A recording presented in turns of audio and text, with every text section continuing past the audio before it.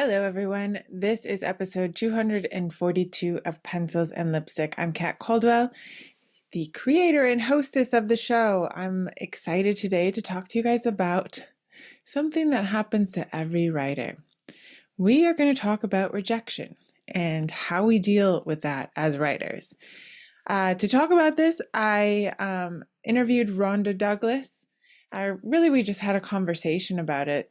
I really appreciate Rhonda's perspective on it, especially as somebody who has sent off poetry and short stories to contests and literary magazines. I think that's just a little bit of a different perspective. Sometimes indie authors really only get rejection in the form of reviews from readers.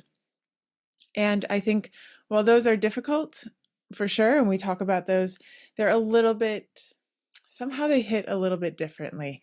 And so it's good to always talk about all of the rejection that we can come up against as writers. I always tell everyone, there are in every art form there is lots of rejection. We love to give our opinion in this society. We love to poke fun at people and think that our opinion sort of matters, I think, more than other people's opinions. But while I'm sure reading about yourself in the gossip columns as a celebrity is not something that fills them up, I think my opinion, at least, is that as authors, especially people who are just your average person who you wouldn't recognize on the street, it can feel like a bombardment and almost so personal when you feel like you aren't really anybody, and yet somebody felt the need to tell you how much they hated your book. There's just something about that.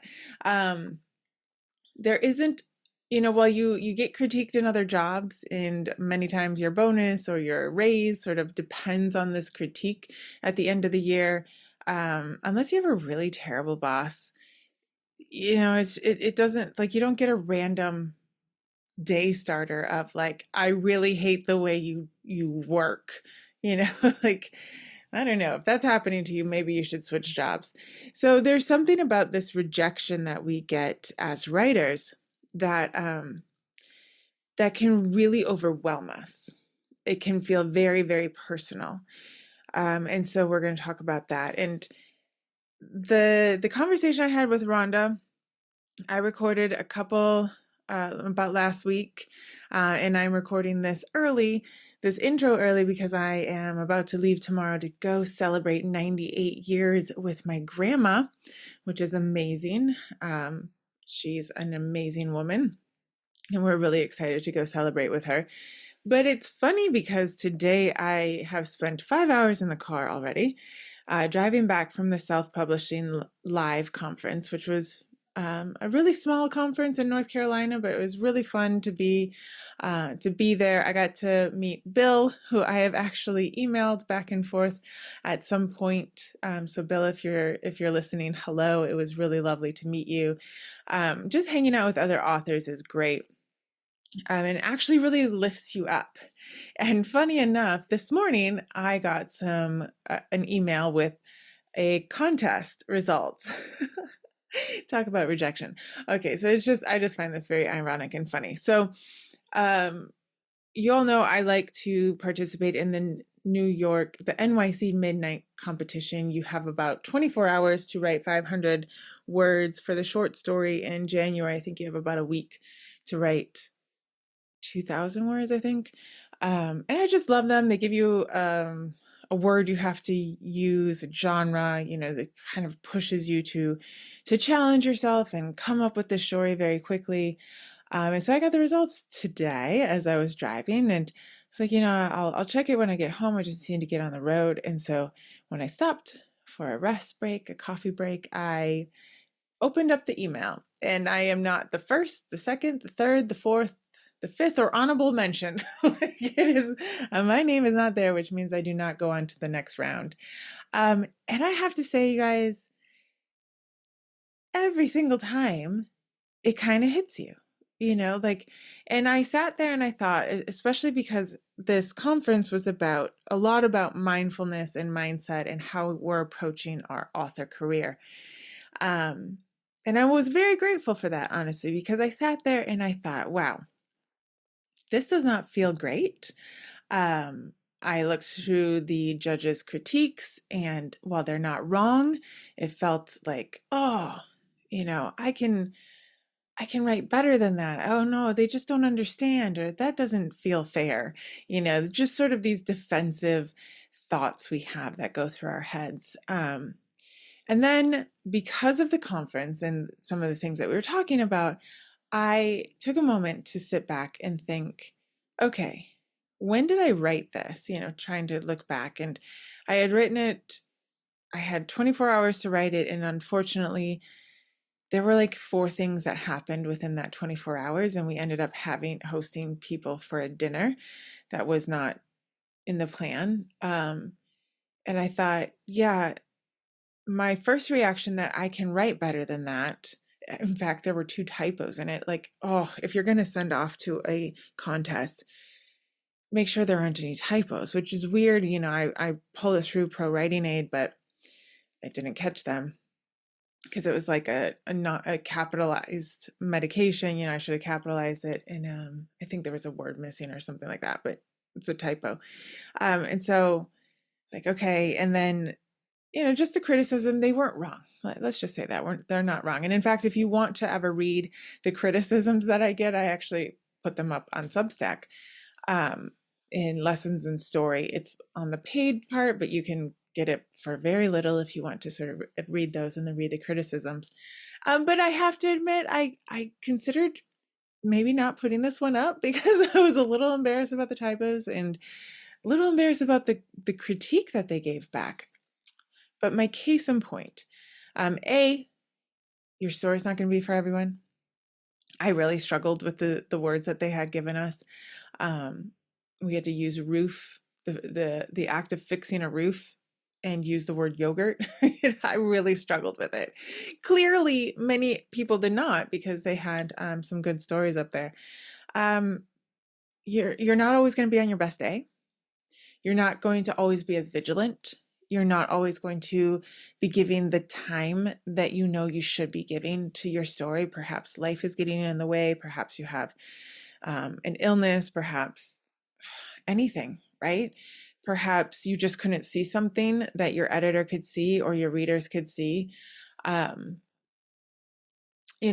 think the criticism always helps us grow, but more than anything, it is really good to step back and take a deep breath. And instead of ignoring the feelings, as I love to do, quite honestly, that is my first go-to, ignore them and move on and, pretend it didn't happen. See if there's anything in the rejection and the critique that you can use. Of course, I can use go back over it one more time. I think I got it in at like 11:59, so I don't think I had time, but but that's also the problem. I didn't give myself the time. I didn't clear my schedule. I was struggling with the story. You can always, it doesn't matter how many stories you write, how many times I teach story, I can miss things. They just didn't love the character, didn't love the circle back that I thought was clever, but apparently was not. Sometimes the things that you think are clever and interesting are not, according to everyone else, which would mean that they're not. So I just want to acknowledge that we go through rejection. Almost everything that we do there will be somebody willing to critique it and give their opinion on it. If not to your face, online, right? Everyone goes through this. It doesn't matter how high up you are. And you might be thinking, yeah, but if you're, some top name author, maybe it's easier to ignore the reviews, ignore the criticism. Maybe, but probably not, with this day and age of social media and all the online stuff that goes on, you're probably not able to stay to not know about it. I mean, think about Colleen Hoover. She has one of her books made into a mega movie, with stars playing the characters, and lots of people feel very empowered to give very critical reviews of her books. Whether you believe that there's a right to do that or not, absolutely. We live in a free country, right? So people are going to do it, and there's no way she doesn't see it. I just think, like, whenever I see something really, really critical, I think, oh man, there's no way that she doesn't see that. And so I just want to tell you, it is okay.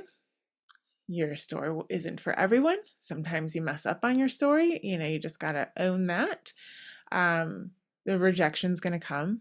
And I think it just helps to talk about it. So I am about to talk about this with Rhonda Douglas. She has her own stories. You're going to definitely have your own stories. If you ever want to chat about your rejection stories, you can find me on Instagram at @CatCaldwell_writer. You can find my Substack, Lessons in Story, and comment there. I would love to talk to you about it. It helps to chat with a best friend, with a parent, with somebody that you really love. And it is really good to find a place where there are other writers. And even writers are going to have their own opinion about rejection and how to deal with it. So, you're just going to have to do the work to find that person who sort of meshes with you and is willing to console you and then to pull you back up and say, okay, time to move on, right? So it was good for me to have this conference where I could sort of sift through that and say, it does not mean that you're a bad writer. It doesn't at all. Sometimes it's just that you're writing that story wasn't for everyone. Sometimes it means that you messed up the story. Maybe it wasn't for that magazine or whatever it could be. In fact, Rhonda goes through quite a few because she's been on the other end as a judge. And so your eyes might be open during this conversation as to what might feel personal is actually on the other end not very personal. All right. I think especially if they find 2 typos in my story, that will automatically put it aside, because if you are on the other side as a judge, you're looking for a reason to put them aside, right? So bummer. That's just a bummer for me. So if you guys want to read my stories and the critiques that I get back, you can find that at lessonsandstory.substack.com. That part is paid for, but again, it's very, very minimal payment. If you want to see those, they're kind of going out automatically. So there's quite a few stories coming out every couple of weeks, and you can see that, and you can learn from my mistakes. You can learn how judges critique, and hey, join the NYC Midnight Contest, and you can probably beat me. So let's get into the interview. Today we are going to talk about rejection, and just know, guys, you're doing great. You're a good writer. Your story is worth telling. It really, really is, no matter what 1 or 2 people out there say. Okay. Hi, Rhonda. How are you doing today? Great. Thanks for having me. Nice to be here. Yeah, it's good to see you. This is like twice in a week that we've seen each other. I know, right? Yeah. If you hear a groan or a moan, it's not me. My dog makes noises, just so you know. This is Mr. Darcy, and he's having a day. So He's having a day. I love that you named him Mr. Darcy. I think that is like, of course you would. of course. Of course you Yeah. would. So you are so many things. You're a teacher, a writer, a poet. Mm-hmm. Tell me how you got into this world of writing. How did you become a writer? When did you first call yourself that? Gosh, that's such a good question. I remember writing an essay at school, like when they were trying to teach you handwriting Mm-hmm. in, like, I don't know what grade this would have been. I would have been like 9, and I got a gold star on it, and my mom put it in a special scrapbook. and I feel like that ruined me. Yeah. And I then love how you say ruined. no, it's like you're okay, now you got a gold star. Okay, well, that's all over now, right? So, and then in my teen years, I wrote some poetry, and most of it was really, really bad poetry. And I Mhm, still have mhm. like one of the journals tucked away in the closet, and it's so bad. It's Oh, embarrassing, no. you Yeah. know? And mostly about like, boys and It's really um, angsty, right? angsty is so angsty. Oh my God, cringe. But I also wrote, I remember writing, my grandfather was dying, and I remember writing Mm, him a poem and giving it to him, and he cried, and he like wasn't someone who would cry. And right. I wrote another poem that won a contest, and I got cash money for it. Oof. Well, that'll So ruin like you right between the there. gold stars and like my grandfather crying and the Yeah. cash money, like Mhm. what else was it gonna become? But that said, so I did do an English degree first, but then I spent a lot of time at my day job, which is, over the years, basically fundraising and nonprofit Right. management. And so I did that for a really long time. And then I decided to kind of go all in. And I was always writing Yeah. on the side. Like I was always doing, this workshop and that workshop and putting Yeah. things together. And so that way I published a book of poetry. And then I decided to do an MFA, and that got Yeah. me a book of short stories. And then, yeah, Oh, so that's I've sort nice. of been, I've really been doing it for a long time, but I didn't get quote unquote serious about it, like start sending things out to literary magazines till I was in my mid 20s. Okay. All right, that's still young.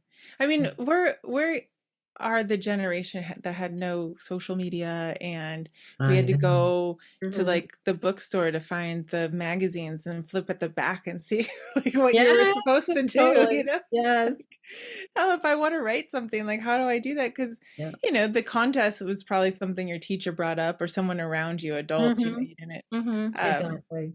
and Mhm. back then, like being a writer was like, oh, if I could write books, that would be, you're living in an ivory tower somewhere in New York City. Like you're just, Yeah, I felt very glam, and yeah, it was only later that I discovered that I think the average, so I live in Ottawa, Canada. The average Canadian writer, I think the average income is something like 8,000 Canadian dollars a year.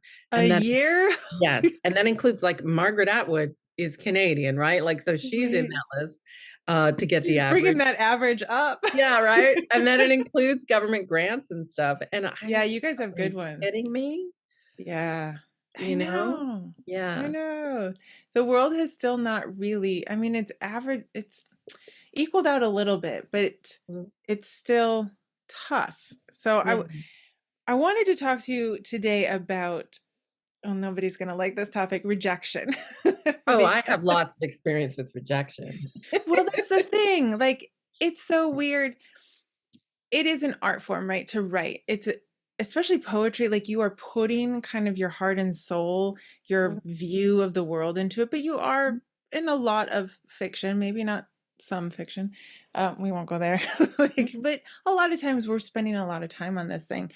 And writing a book, mhm, like it's the one thing, or getting a poem published mhm. where everyone has a very thin wall to access destroying your heart. Like Yeah. it's, Yes. Oh, whether it's an God. online forum Mm, or a review or mm, just sending the queer of like, mm. we don't, I mean, this is how we interpret it. We hate your book. Yeah, yeah, yeah. You should not be writing. What are you doing? Yes. Anyone outside would be like, that's not what that says. You're like, well, it Right? Exactly. kind Yes. of says that. So what is your experience in the very beginning? How did you, and then I'll tell you mine, it might be similar, of the kind of that first time that it wasn't always going to be a gold star. Yes, God. So that was, I was sending poems out to literary magazines. And I think, in my early 20s, I didn't realize how cringe they were. Like, I didn't Mm, know, I didn't know what I didn't know. I hadn't really started studying mm, creative writing seriously. And I saw these magazines that publish poetry, and I thought, I write poetry. And then I started sending out, and of course, just getting rejected. yeah. and then I tried writing a play, and I submitted that to this, local there was this local theater who would take you on to this, like, mentorship program, right? And then in the end, you would have your play published, Oh, cool. produced and stuff, and no rejected. And just, so it was a Did you fit. know why though? Like, did No, you no feedback, Yeah, nothing. No, yeah. just and at the time, so do you remember the ye olde SACE, the self-addressed stamped envelope? Right? And so you'd have to Yes. prepare, like, these packages, and they took forever, like, it could take Yeah, you, like, a whole day to send out, like, 10 things, yeah. and you had to include this self-addressed stamped envelope, a SACE, and you would send this out, and then you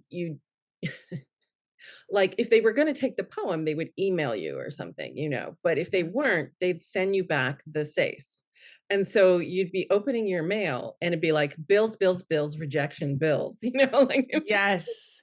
painful, so Except that you don't know that at the very beginning, like, because the yes. first time you get your SACE back, you're like, "Oh, they're gonna publish my poem." "No, honey, no, they not, no." "No, they're not," and it's like a form letter. Oh, Yes, it's so yeah, horrible. They and I don't even, remember like, when I sign it. finally got, so there's the thing in the literary magazine world, there really is a thing of, like, if you get any feedback beyond the form letter, it means they think your stuff is good and they'd like to hear from you again with something else. Mm, And I remember when I finally got, like, the good rejections, right? The rejections that were like, "You should send us something else," or, "This wasn't quite right, but we enjoyed reading it, thanks." Those kinds of, like, more personalized things. Um, or, I would have people say, "Oh, this came pretty close, but didn't make the final 5, and, mhm. we only had space for 5 short stories," or whatever. And then I thought, "Oh, okay, well, at least I'll keep at it." Okay. But early on, it was really easy to just go, "Well, I guess I shouldn't bother," and, like, go back Yeah. to bed and pull the covers over your head. Yes, I feel like you did better than me. When I first I had the audacity to send out, my entire book to these poor agents. I just feel Right. so bad for them. But what I didn't know at 19 is I got back a guy's 3-page, like, feedback on Oh it. my god, you would never get that now. I don't think that No, probably not. Like, yeah. the fact that he Wow. took the time, but it destroyed me, Oh. and I didn't have the sense to and I didn't have anyone to ask in Wisconsin, Mm, like, mm, "What does this mean?" It wasn't until, like, a decade later that someone was like, "That means he wanted you to fix it," and, like, yeah. it's Resubmit. Yeah. not what that said. It Yeah. didn't say that. So you go and Right. it's like, "Okay, I didn't know what I didn't know," but you gotta wonder how many people I mean, I didn't send anything in for probably a decade Mm. after that when you just think, "Well, it's just not good." Yeah. Like, I don't know. I didn't stop writing, but I didn't know what to do with, like, that how to jump that puddle, right? Like, from writing to actually sending it in. So kudos to you. You got through it. Well, I think so the other thing that happened is eventually so I started building a community, and so Okay. you kind of learn some things, like Mm, other writers tell you stuff, right. and you learn some things as you go along. And then bit by bit, I started a reading series, or I organized a reading series that was already going here. And then so I got to know more people in the community. And then I got asked, because I had done that, I got asked to volunteer to be on the editorial board of a literary magazine, Oh. ARC Poetry Magazine, which is Canada's national poetry magazine. And so I was on the editorial board for years, like over a decade, and I loved it. And eventually, I became the poetry editor. And so then I'm on the other side, right? And Mm. people are sending things, and I remember this one cringe thing. This is also with ARC Poetry Magazine. So I had this is just to show you that, like, you can start to have some success and still be an idiot about rejection, okay? So, I was friends at this point with the, sort of casual friends, I would say more acquaintances with the editor of the magazine, and they had I had won an award from them, maybe the year before, and they were in a position where they could recommend that you get a government grant. Oh, It's a okay. small little grant, but, like, it meant a lot at the time because I was a single mom and, Mhm. self-employed and, ugh, so it was $1,500, and that was probably, like, my whole monthly budget, you know? And so I wanted them to recommend me, and I applied, and I got rejected. And I can remember actually emailing the woman and being like, "I don't understand. Like, you guys just gave me an award. Why da da da da?" You know, like complaining basically. Mhm. I would never do that now, and I just feel, like, so embarrassed that I did. But she was great about it, like, she replied and said, "No, I totally understand, you know, your Yeah. disappointment, and we just had so many people apply, and we just couldn't give everyone that we wanted to a grant," and that didn't help me at all. Right. I was like, You know, I yeah, was like, yeah, "Mm, okay, but me though." yes. So But you like me. yeah, but wait a minute, I thought you thought my stuff was good, and I Yeah. guess, you know, the stuff that they gave me the award for, they weren't the judge of the award, I'll also say that. Oh, okay. They brought in an external judge, and but, but still, you kinda thought, "Oh, I've" you have these little moments you think, "Oh, I've made it now," and you have Yes. this idea when early on that, like, now that you've had some things published, you'll stop getting rejections.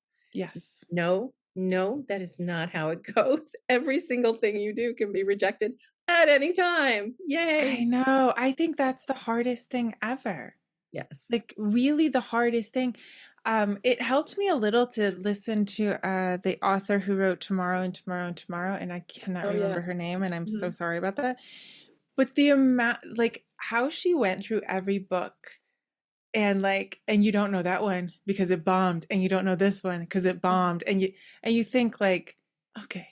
Like, Yeah, again, this is an industry, yeah, um, that you will constantly be rejected. Like, yeah. I think of Well, the music Kristen Hanna, industry I yeah, mean, go Kristen ahead. Hanna has, you know, she had published books, but Right. it was sort of like that, like, they were way under the radar, like, she was like a mid-range writer, like mid-list, like, you know, lucky to get the next one published for years and years and years until she had her breakout. Yeah, the Nightingale, right? Yeah, Is that the one? yeah. I mean, do you think at that point there is a point though, right? Like you write the Nightingale and you make it. But then I think of like the Goldfinch, and I'm not sure that her next one was a Off the breakthrough, chart. No. like Yeah. No, I and I don't don't know, think that's there's any really guarantee. disappointing. I thought Like, I I had don't think there's any guarantee, right? I think, yeah. you know, I think the Nightingale hit a moment, you know, I think she got better as a writer, in Mhm. terms of the pacing of her stories. The Right. Nightingale is unputdownable, right? Yeah, it really is. Yeah. And I think her if you read some of her early books, they are not quite as the stakes are not as high, right? There's nothing like Mhm. World War II to heighten some stakes. Yeah, she did Um, start like a whole thing yeah. because man, we couldn't get out of World War II for like 5 Yeah, we're still in World War years. II. We're Like still living World War II. So, you know, I do think that she shifted some of what she was writing and how she was writing, mm, and just kinda hit a moment, but, we have no control over that, yeah, right? Like, that's true. you That's know true. yeah, no control at all. Yeah, if somebody else had come out with something even more compelling of World War II, or if she hadn't figured out the Mm, sister thing and like yeah, kind of the opposite, like the two are mm, just like the opposite of each other, struggling to yeah, find them. yeah, Like if she hadn't figured that out, because there's a lot of World War II books out there that I have put down. Like I'll mhm, say, you pick it yeah, up and you go, oh, that sounds interesting. And then you put it down and yeah. you're not, But, I mean, what I'll say about that is they're still published. Do you know what I mean? Like, they're yes, still I out was there. gonna Like, get to that that. Yes. author still did the work to Yeah. finish a draft, did the work to revise, got Yeah. feedback, revised again, did the Right. work to edit, like, they Right. did the work, you know, and Kristen Hanna did that work for years and years, Years. years and years, and sometimes people will say to me, like, writers in my programs will say, "I mean, it's just it's gonna take so long, and it's so hard," and I don't know what to say to that except Mhm. yes, and also yes. This Yeah. is the work. Like, do you wanna write a beautiful, you know, act you wanna create something beautiful that moves people, yes, that can be hard. It's Yeah, also rewarding, and you can get to a place where absolutely. you just love doing it and, Hmm. and the doing of it is its own reward, which I think is where we have to be Yeah. because that's the doing of it, the process, the practice of writing is the only thing we have control over. That's true, and, like and getting help with it. So, Mhm. like, when you don't know what you don't know, you might end up publishing stuff. Yeah. Like, I mean, I look back, I'm so glad that that first book was not published, Right. or like, Yeah. and there's nothing to be ashamed of Mhm. authors having published books because they were good enough to get published, especially before Amazon. Like when they were gatekeepers, like that was even Yeah. more Yeah. difficult. So it's not like they were terrible books, but we And do not have every an book is advantage. for everyone. This is true. It doesn't mean that they're like, oh, so bad, but the the the advantage we have now is to be in a program like yours where you can get better in a kind of smaller Yeah. group Yeah. instead of out to the world, because the other problem is you're going to get rejected even if your book gets published by half of the public out Yes. there. Well, but you get rejected. So first you've got to go through the gamut. Like if you're going traditional, and then many people decide, oh, I'm going to try to get an agent. Well, you can Hmm. pitch 75, 80, 100, 120 agents in order to get one agent. Yeah. And there are thousands of agents. So you're looking for it's a needle in a haystack search. You're Right. looking for the one Right. that is for you. So the name of the game there is rejection. You are probably Yeah. going to be rejected. You're going to be and you're also going to be ghosted, right? Like that's a thing now where like you send it out and they don't even reply. That's a thing. Yeah. They're So like, if we don't respond in 6 months, take it as a yeah, no. And you're like, yeah, take a okay, hint. go It's like away. could this not be like dating? Please, could Yes, this please. be Can you like at least swipe left and yes, say tell me exactly. for Just sure? be really clear. That would be great. That would Um, be great. So you kind of have to look at it as I'm looking to get my 100 rejections. That's what I've heard people say. Now yes. like Yeah, that's a you have to thing. flip it. Hashtag 100 rejections. And I have Hmm. a friend who did that. So she's a poet and a short story writer, although she also just finished a novel and she was in my first book finish program, but she is amazing. So she took on this 100 rejections where the goal is to reach 100 legitimate rejections in a year. Now, this is Mm. way easier if you write poetry or short stories, right? So she had a lot of material. And so she was always sending stuff out constantly, trying to get her 100 rejections. And every year for 3 or 4 years, she did it. And she would get her 100 rejections. Like, Wow. and sometimes she'd get them by June or by September. Like, she would rack them up, but she also racked up acceptances Yeah. because to some extent, it is a numbers game. Mm. So I think she looked at it and like in 1 year, she'd had something like 80 things published. Like Wow. yeah, but, like, over Poems and 100 short rejections, stories. but also, like, poems and short stories, because she Wow. was sending them out in, like, batches of 20 things a week, you know? Wow. She's That's a amazing. lot of work too, though. That is amazing. It's a lot of work, and also and in fact, she has said to me, it became something that I would do instead of writing the next thing. Yeah. It's true. It's like a way to procrastinate is, "Oh, let me send out some more packages." Um, but and she just started building this list and just sent and sent and sent and sent um and it took the edge off of rejection for her, Yeah. right? Yeah. Because you begin to realize that it is a bit of a numbers game. I mean, if you really are serious about your craft and you've done everything you can to learn and grow as a writer and get progressively better, then you are going to be creating material that someone's going to like. I Mhm. know when I was a literary magazine editor, like we would take 1 in 10 pieces. Okay. Now, we were a poetry only, but we also did reviews and we did essays and stuff, but we were poetry only. So we could publish more pieces per magazine than a magazine who was publishing also short stories and poetry, Mhm. right? Because short stories takes 10 pages of the magazine, but a poem takes, 1 or 2. Right. So, but we were taking 1 in 10. So, and I didn't know that, like, on the outside. So, Right, right. I would send out one poem, wait to hear, and 6 months Mhm. later send out another poem. Like, you're not Right. gonna get anywhere like that. You really do have to take your one poem, and I tell people to paper the freaking country with it. Take, like, your best poems and you just send it freaking everywhere because it is a numbers game. So has it changed where you can do simultaneous submissions for most poetry and or is that a thing in poetry? I don't know. It is a thing in poetry, simultaneous submissions, and it was always a thing. There were all it's Okay. just that there were sometimes some journals would be like, "No, we don't take," Yeah, yeah. and whatever, I never sent to them. Um, I know, it's like, well, I can't it's keep like that you're like straight. 3 journals out of 40 that don't take it, like, whatever.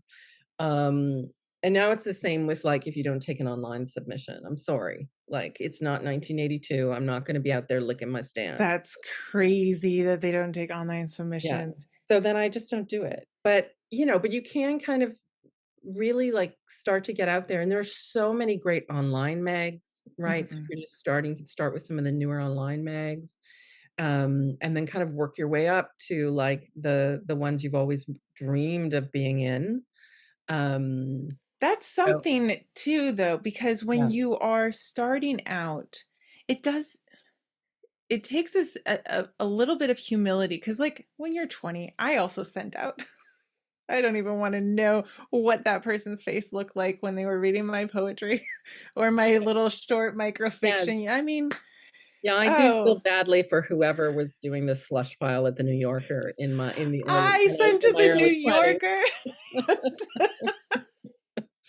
I Yeah. mean, like, well, if David Sedaris can do it, well, I'll show Right, you. I've right, got this great exactly. story for Yes, you. yes. I mean, I'm glad I can laugh about it now. And But for y me, it was like Granta and the Paris Review and, oh, all oh, the these, Paris Review, yes. all the big names and Why everything. wouldn't you? Yeah. Because really, all it said is literary story, that we don't take genre, but we do take literary. Well, that's what I write Yeah, because I am just that good. God. yeah. I And mean, it's of course. funny because as I started publishing in literary magazines, I I stopped sending to those guys. So that's interesting. Like, I Yeah. kind of found a space that I could be successful in. I did a certain amount of work around, trying to figure out what contests, writing not Mhm. Mhm. like writing contests with literary magazines that I could send to. Right, right, And then I found that I would get, maybe longlisted or shortlisted and occasionally win one. right. And that was huge. That That feels was huge. good, though. I feel like, yeah, that changed a lot, and I feel like it had a lot to do with getting the collection of stories published that some of them had won awards. Well, there's something to that. I think maybe psychologically, when you are also teaching or you want to get the next one, when you say you're shortlisted, I feel like there's more weight in our brains than it's been published. Like I've been published here. You say shortlisted and you really? Right. Like even if they haven't heard of the contest, I think it's just one of those weird brain things that we have Yeah. of like, It's funny because I've been shortlisted and won a bunch of literary prizes and none of them have my parents ever heard of. oh Like yeah. nobody I know, if you're not a writer, like, you've never heard of these Right. magazines, you haven't, Right. like, it's a Yeah. very small little world. Yes, it is. So, early on, I was like, "Oh, look at me, I'm so amazing, I got the thing," but, like, it doesn't matter all that much? If it doesn't start with P and end with Olitzer, most people haven't Yeah, heard of it. that's right. Yeah, exactly. So true. So, But in it our world, it feels good, so I'm not gonna it take that feels good away t from yeah, you. no, listen, I'll take it any day over, like, the "This isn't suited for our purposes" letter, Yes, you know? I yes. will take it, but I think it meant more to me, um, earlier on than it does now, and the other thing is Mm. I've also been fortunate enough to been on to be a juror on prize juries. Oh, wow, how is I that? see the back so having seen the Yeah. back end of a literary magazine, having been on several prize juries and grant juries, you just kind of realize it's so subjective. Mm, Like, if one juror was different, it'd be a totally different set um, Interesting. of prizes awarded, you know? There's a lot of horse trading. It tends to be the ones that like, the ones that everybody agrees on, you know, those let's say you need 5. Okay, everybody agrees on these 3s are through, but now it's like, who has the loudest voice Mm. to To get the argue other for two. their Yeah. thing? And if it's, you know, and so it's so subjective. Yeah. It's an art, Unless right? you So win, and then it's a total, like, yeah, and then you it's like, know, of if you course. win, it's like, no, it is a very objective assessment of quality in literature Yes, when exactly. everybody else wins, it's subjective, yes. Okay. Yeah, it's a weird art form. I mean, Mm. I walk into museums and I have opinions on Yeah, all the paintings, and you have opinions on books and literature and what makes literature and um so yeah, it's going to of course become subjective in anything. And I think anyone who doesn't know, sending to agents is also very subjective, or mhm, bad luck because they already found a book just like that and haven't updated their website and they say they're right. no longer looking for that or whatever it is, Yeah, they sold one just like yours last week, and now they can't go to that editor with yours, so they turn you down, and they don't right? tell you that, Yeah, they just you say know? no.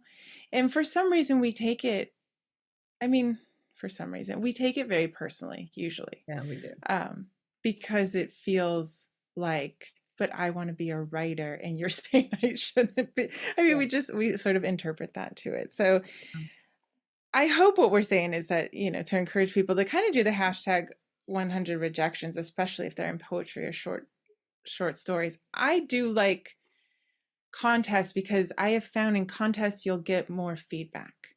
You're more apt to get feedback in a sometimes, contest. yeah. Yeah. Sometimes they say that, like, if every you know, especially if there's a fee, like, if you pay the 25 or Hmm. $40 fee, we will give you feedback, and, you know, I like that, and if I don't have other avenues for feedback, I think that's really great. Hmm. I think the thing with contests is just to be very strategic. So I Mm, have looked at contests and seen who the judge was and decided, no, I won't submit yeah, because I have to. what I'm writing is not what that judge Yeah. will like. I know that judge, I know what they write. They're not going to like my stuff, you know? Hmm. So, but I've looked at other contests, seen the judge and went, ooh, I think I've got a shot here. And Right. twice I won, you know? Yeah. So like, and it was because I knew that that judge kinda liked the kind of stuff I was Yeah. writing, Which and I so think is totally yeah, fine. Like yeah, it's like anything, you have to be strategic about stuff. yeah, You're not going to send your historical fiction to an agent that says they only do sci-fi. Like, or, yeah, please you're don't. yeah, please Yeah, don't do that. yeah, I it's mean, there painful is for everybody. strategy. There's Mhm, strategy to all of this. yeah, So so when you were doing the working as an editor, were you also writing? Were you yeah, also sort of I was. always? And that was a bit of a double-edged sword because on the Okay. one hand, you could see that it's a numbers game, Mm, and you could see that I will say that there was so much that was submitted that was just clearly they'd never read the magazine. yeah. Right? Like, we would just get stuff that clearly it was not for us, and if you'd read the magazine, you would have known it was not for us, I and mean, there's so I much of was that. totally guilty of that when I was Yeah, younger. yeah, same. I also did.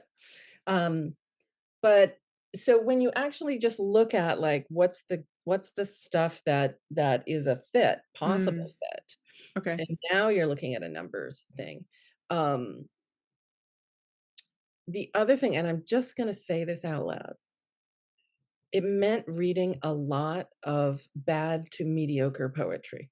Mm, Like, there was a lot of just people who I would say they were pouring their heart out on the page, but they were not taking the time to learn the craft of poetry and then working with it to make it better, you know, to make okay. it, something that means something to someone that isn't you. And so it was, Oh. you know, full of cliches and, you Yeah. know, kind of vague and, not Mhm. very rich in images, and there was a lot of that. And because you ended up reading a lot of that, you sort of every time you got rejected, you kind of felt like even worse. because you thought, "Wait a Oh minute, no. like, I did take the time to, like, edit it and shape Yeah. it and think about it and get rid of my cliches, and they still don't want it. Oh my god." Like, it kinda got Yes. worse, right? Oh no. Yeah. Oh no. It's like you want to write back and be like, what pile was I in? Yeah, what pile? What pile was I in? Exactly. Before Um, you threw me in the trash. But at the same time, I guess it's really shaping, even if you have a concept of poetry and yeah. had you done your MFA at that point? No, god, no. Okay. So you're learning at the same Yeah, time, yeah, instead of getting this sort of vague, no, thanks, it wasn't for us, whatever, you're learning why certain things that just, yeah, that's not as good as this, right? You're able to yeah, compare the rejected with the yeah. accepted. And I was trying to learn, like, I was doing all the, workshops and retreats and classes and, Mm. everything I Yeah, could. yeah, Everything that I could afford to do, I would do. And but I think even now, like, the thing is, art is subjective. yeah, So even now, I'll write a poem and I'll think, "That's okay, like, that's not bad." And then I'll put it away and I'll take it out, like, 3 weeks later and be like, "Oh my god, how did I ever think that that had anything to it at all?" And but I'll send it to a mentor and they'll be like, "Oh, no, that's pretty good. Just, make these few changes." And it sometimes you just don't know, yeah. it's hard for us to judge our own work, It and is. it's subjective. Yeah, which gets us into, it's really hard to edit your own work, so you definitely need to Yeah. find someone else. And I think that, you learn from the 100 rejections, right? You Mhm. do learn, like, your friend, and she might have been, I don't know if she would have been on a podcast, but I heard somebody say that as well. Like, the more they got rejected, actually, the more they got accepted too. It wasn't equal, It's but it true. was No, it's like, not equal, but it's but it's, yeah, encouraging, we'll say. And so you learn that way, and you sort of get, I guess the edges get rubbed down a little bit more, right? It doesn't feel as personal, maybe. Um, but then also the more that you go through the process of editing, because I feel like that your first reaction, whenever I work with first time writers, I always tell them, you're gonna feel poorly about how much red there is there, yeah. but it's okay. Like, we're gonna talk It'll through it. be okay. And it's okay to have this emotional reaction to it, and you might need to process it, because it does, again, even if you're working with a mentor who loves you and Yeah, wants you to succeed, wants it you still wants feels. you to succeed, exactly. But you're going to learn even more about story and about the craft, because there is something to learn, right? Whether it's poetry, short story, or novels, it's not all intuitive. That's, Yes. No, there's craft to it, that's really mm, important. yeah. And I think, there was one thing that helped me, I've never done the 100 rejections, but I think it's a Mhm. great tool for kind of desensitizing yourself to rejection. And I think, the other tool that I did use is something I call the 48-hour rule. Mm, So if I get something rejected, whether it's, a query letter for a novel or something to an agent or something out to a literary magazine, I get rejected and I have 48 hours to whine and complain to all my writing friends. And we all agree it's incredibly unfair. The whole system is stacked against us, blah, blah, blah. A pint of Ben and Jerry's non-dairy Cherry Garcia, take to my bed and just, to hell with the yes. world. Like, I get 48 hours. Then it goes out again, Yeah. Yeah. That's a good rule. because it is a numbers game and you just can't give up. You Yeah, just can't. you really can't. Um, and not to be a complete downer, but even when you get an agent, they might retire or whatever, you might have to do it again. And for me personally, it's nice to listen to these stories about people, because they will talk about their terrible journey. Like, what you like in the moment, it feels terrible. I already had an agent, I have to find a new agent, I couldn't sell this book because I switched genres. And again, like you were saying before, it is not always just, I made it, I had a blockbuster book and now I made it and now everything's going to um everyone's going to love me from now on. Yeah, and I think and I have so many friends that that has happened to, where, like, Mm. they fought so hard to get an agent, and then the agent couldn't sell the book. Oh, I forgot about that one You too, know, yeah. like, that's a thing that happens as well. So, you know, it's But you have to keep going, right? When you come so what do? You write the next book. And I have yeah. a friend who had that happen, who, like, had a book really take off, and so suddenly they're like, "What else you got?" She went back and pulled the other thing out of the she pulled the other Yes, book out of that's the a real drawer. thing. Yeah, so I think, this happens all the time, and we don't Yes. talk about it. Like, a lot of Yes. times, people won't talk about it. They won't say, "My book died on sub," which is what it's called, right? The agent went Mhm. out with it, and it died. Or the book came out, but it got savaged by some critic somewhere, and then it died, you know? Mhm. Mhm. Or, Or it it came came out out the same day as like James Patterson's 100 millionth book that right, somehow, whatever. right, that he's not even writing anymore. I I think know. yeah, it's just his name now with somebody. Um, Or like so Kristen Hannon, let's say I would yeah, hate to come out the same can day you as Kristen Hannon. imagine? It'd be terrible. Imagine writing a book about a nurse in the Korean was it the Korean War or the Vietnamese Vietnam. War? Yeah, The Vietnamese Vietnam, way, yeah. Yeah. right? And your book is also about Vietnam, and Kirsten Hanna's book comes out, and it's being Yeah. promoted like crazy, and there's yours. Yeah. You So, go, "Oh, I no." really do think that the only solution is to stay focused on process and Mhm. practice, and Yeah. to understand that when we meet the market, Mhm. we have no control over it. I teach something called, it's basically the circle of influence and the circle of control.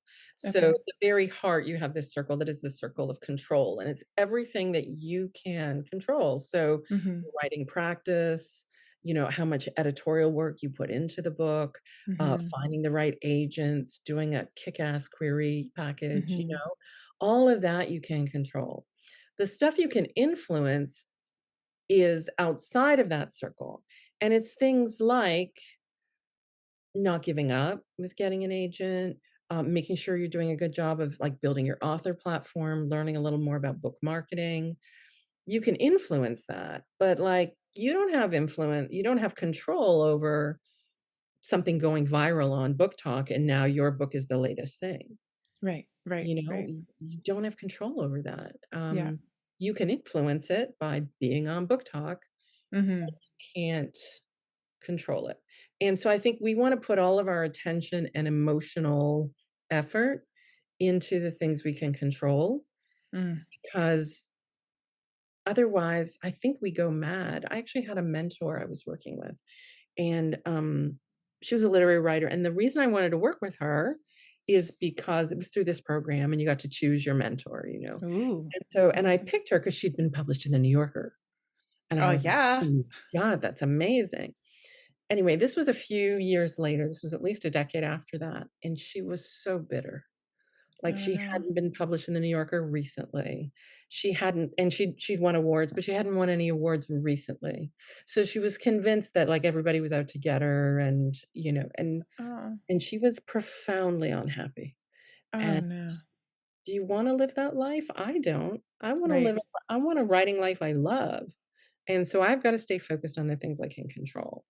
I think that's an amazing piece of advice because I think what you just said is like we will go mad when we try to take control of what we can only influence. I think that is like if you leave with anything today, it's like stop trying to control the things that you only influence and spending all your time on it. Like your And whole making it mean something day. about you and about your writing Yeah. and so on, Yeah. and it's easy to say that, it does It take is. work, like, It is. it takes the work to get, like, the ninth, 18th, 39th rejection from an agent Mhm. and go, "It's not about me, it's not about the book, I believe in my project, and I'm just gonna send" after my 48 hours are up, "I'm gonna send out package number 40." Mhm. That does take work, like, I'm not saying it's easy, but it's work that's worth doing because you build up a kind of resilience that Mhm.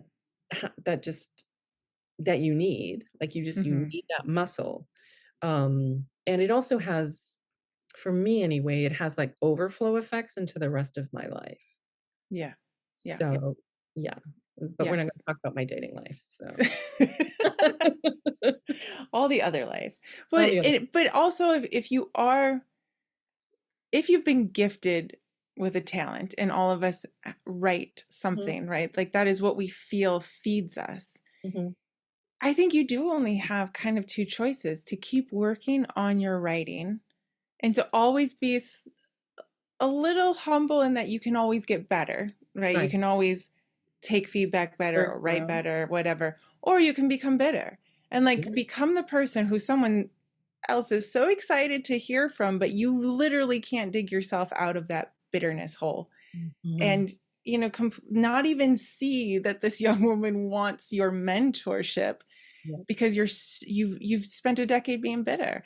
I mean, Yeah. because I think it eats at you, right? If you don't keep writing, like you said, if you don't keep working on your craft and have that next project ready to go, just because you love writing, Mhm. and to get back to that. And I think that's also at a very practical level, part of how you manage yourself. So, Yeah, did you just send out, like, 20 agent packages? Get back to the draft of the next novel, yeah, because yeah. even if you get the agent, you don't know if they're gonna be able to sell it, Hmm. and if they sell it, you don't know how well it's gonna do, but at some point, you're gonna need another one, so get back to Yep, it. And yep, yep. also, yes, sometimes it can be difficult and hard, and, we tell ourselves those stories about it being difficult and hard.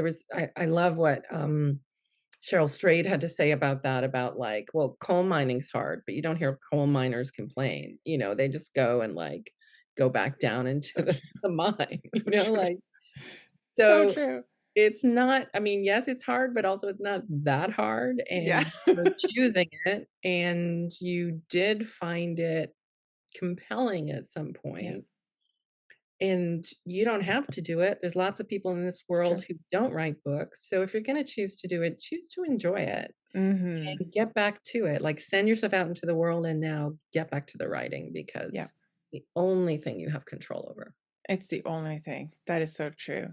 So you now help people get back to the writing, right? Mhm. So before we go, would you tell us a little bit about how, because I think I constantly tell writers, if trying to do this alone, like if you look at, I don't have it on me, but I just finished Carrie Soto is Back. Great Mm. little, great little book. But at the end of the book, she has a page and a half of people she is thanking. Oh, yeah, it's so, You yeah, the know, acknowledgement section is always like, yeah, it's page and a half, 2 pages, 3 yes, pages, 4 pages. so Yeah. many people. So Mhm, why just, those of us kind of a little bit lower mhm. than, why do we think we have to do it alone? We don't need to do it alone. Like we need to go out, we need to be challenged, we need to be shaped, we need to Yeah. learn and help edit. Maybe we won't get on a literary magazine board, but we can help edit someone else's work and learn Mhm. from that. So You can be what beta did reader for someone, yeah. yeah. So what is your program about, and how Mm, do you help writers get back to that work? yeah. So my program is called First Book Finish, and it's for the writer. It's for women and non-binary writers who have started a book but struggle to finish it on their own. Okay. And not everybody needs additional support, but many do. And it's a Mhm. program of support and accountability.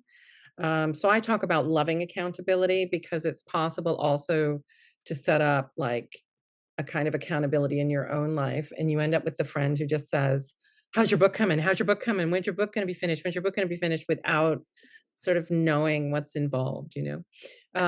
So it's accountability as well as support on craft, but I do a Okay. lot of work on mindset. So we need to know the Yes. craft. We need to know, how to structure a book and what goes into writing a book. But we need a lot of support on mindset. I think Yes. that the biggest reason most books don't get finished is we just can't cope with ourselves Yeah. when we hit a snag, when we're like, I don't know what goes in act 2, and we just go down a little horrible rabbit hole of, it means I'm not meant to be a writer, it means this book's no good, why am I even Mhm. bothering? And if you don't have someone to pull you out of that, Mhm. It can be so hard, and so Yes. people often someone will tell me I've spent 10 years on a book. It's like, "No, you spent, like, 3 months on a book and gave up, and Hmm. then a year and a half later, you spent another month on a book and gave up, and the reason you gave up was the mindset stuff that you didn't have a supportive container around." So, I have Mm, a lot of so that in true. post-book finish as well. Yeah, and then I have a method for drafting and a method for revising, and it kind of takes the overwhelm out of things and break things down to Yeah. little, like, step by step. "Oh, I do this, and then I Yes. do that? Awesome." Instead of, like, everything Yes. crowding in on you all at once, you know? Yes. And it's important too to have people who understand where you've been and what, sort of, okay, that's understandable. We all believe that you can do this. And so let's rally around all at each Yeah. other and let's get it done because you have the accountability, but also like the encouragement. We can Mhm. do this. Let's learn together and get it done. Yeah, we can do it. So that's the program, and I love it so much. I Mm, just there's nothing I would rather do than support writers to finish their books and get them out into the world. And yeah, and so that's ideally what I spend most of my days doing. And then I do have a day job. And also I write my own books. yes. So, yeah, that comes You so have I'm like I'm in three the jobs. trenches. I know what it's like. Exactly. Yeah, right. Exactly. Yeah. That's what I love about you and several other teachers is they are actually in the trenches with people. You Mhm, can have wonderful coaches. There are actually really wonderful writing teachers out there that don't write themselves and mhm, just like there's basketball coaches that are extremely talented, but there is something to mhm. having your mentor know. You just Yeah, like that yeah. solidarity, Yeah, of exactly. she knows. So if somebody is listening to this and we've kind of gone way down low in this episode and coming back up a little bit more, if they're thinking, oh, that's me, I've been working on it for 10 years, um, but I want to sort of get it finished, where can they find you, and how does the program work? Does it start in January, or how does it work? So I've just taken in a group now, so you couldn't join at the moment, but I will be opening it up again probably the end of January or early Hmm. February. And I take in relatively small groups of like 20 to 25 people at a time because I need to know the writer, I need to know the book, I Hmm. need to know what's going on in the writer's life. And so, there's a limit to how much you can do there. Um, so I have a podcast called the Resilient Writers Radio Show. So if you're listening in a podcast app, you can just search that and it'll pop up. So they could listen to me there, and Hmm.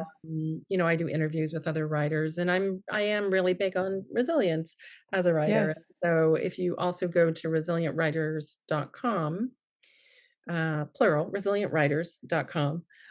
There's a whole section with resources, and you can find a few things that'll probably, help with whatever struggle you're dealing with right now. Yeah.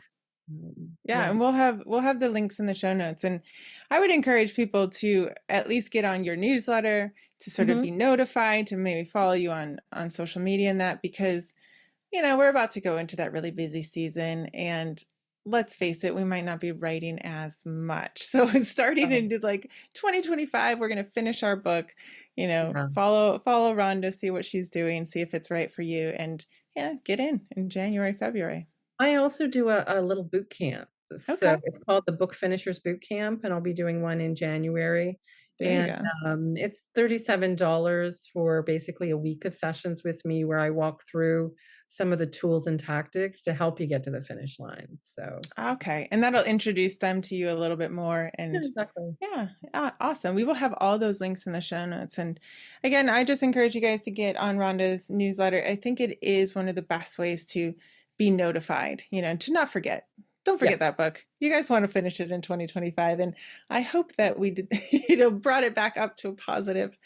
Rejection is something we have to deal with, right? And we have to sort of figure it Realities. out. Yeah. Yeah, yeah. Thank you so much, Rhonda, for coming on and talking to me today.